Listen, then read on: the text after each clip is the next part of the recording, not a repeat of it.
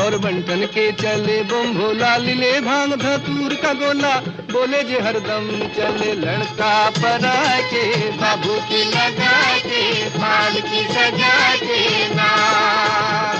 ओ शिव जी बिहान चले फाल की सजा के, बाबू की लगा के फाल की सजा के ना।